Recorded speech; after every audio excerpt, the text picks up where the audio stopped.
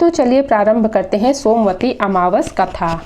एक गरीब ब्राह्मण परिवार था। उस परिवार में पति पत्नी के अलावा एक पुत्री भी रहती थी। वह पुत्री धीरे धीरे बड़ी होने लगी। उस पुत्री में समय और बढ़ती उम्र के साथ सभी स्त्रियोचित गुणों का विकास हो रहा था। वह लड़की सुंदर, संस्कारवान एवं गुणवान थी, किंतु गरीब होने के कारण उसका कहीं भी विवाह नहीं हो पा रहा था। एक दिन उस ब्राह्मण के घर पर एक साधु महाराज पधारे।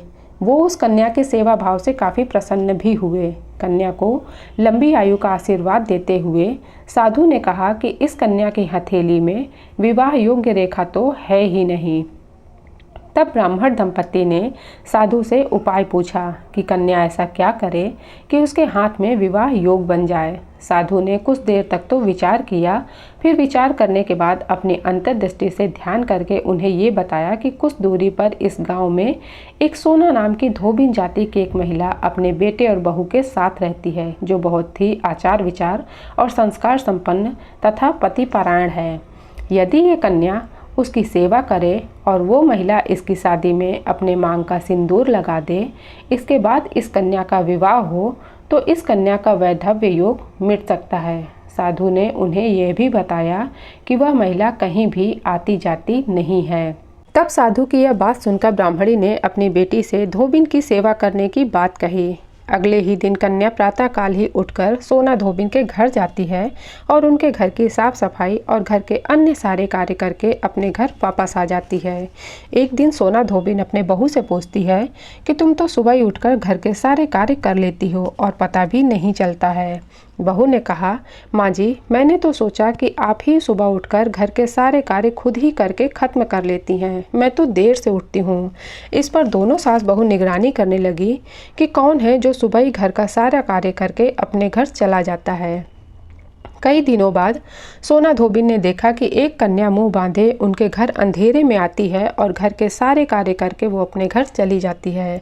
एक दिन जब वह जाने लगी तो सोना धोबिन उसके पैरों पर गिर पड़ी और पूछने लगी कि आखिर आप कौन हैं और इस तरह से छुपकर मेरे घर की चाकरी क्यों करती हैं। तब कन्या ने साधु द्वारा बताई गई सारी बातें सोना धोबिन को बता दिया। सोना धोबिन पतिपरायण थी, उसमें तेज भी था।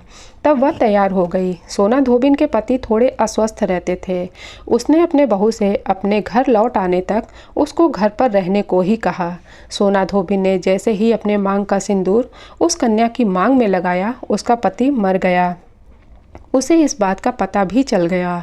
वह घर से निराजल ही चली थी, यह सोचकर कि रास्ते में कहीं भी पीपल का पेड़ मिलेगा तो उसे भंवरी देकर और उसकी परिक्रमा करके ही जल ग्रहण करेगी। उस दिन सोमवती अमावस्या थी। ब्राह्मण के घर मिले पुए पकवान की जगह उसने ईंट के टुकड़ों से 108 बार भंवरी देकर 108 बार पीपल के पेड़ की परिक्रमा की और उसके बाद जल ग्रहण किया। ऐसा करते ही उसके पति के मुर्दा शरीर में जान वापस आ गई। धोबिन का पति वापस जीवित हो उठा। इसलिए सोमवती अमावस्या के दिन शुरू करके जो व्यक्ति हर अमावस्या के दिन भंवरी देता है उसके सुख और सौभाग्य में वृद्धि होती है। पीपल के पेड़ में सभी देवताओं का वास भी होता है, अतः जो व्यक्ति हर अमावस्या को न कर सके वह सोमवार को पड़ने वाली अमावस्या के दिन 108 वस्तुओं की भंवरी देकर सोना धोबिन और गौरी गणेश का पूजन करता है, उसे अखंड सौभाग्य की प्राप्ति होती है। ऐसी प्रचलित परंपरा है कि पहली सोमवती अमावस्या के दिन धान, पान, हल्दी, सिंदूर, सुपारी की भंवरी दी जाती है। उसके बाद की सोमवती अमावस्या को अपने सामर्थ्य के हिसाब से फल, मिठाई, सुहाग की सामग्री, खाने की सामग्री इत्यादि की भंवरी दी जाती है और फिर भंवरी पर चढ़ाया गया सारा सामान किसी सुपात्र ब्राह्मण या ननद या भांजे को दिया जाता है। Thanks for watching.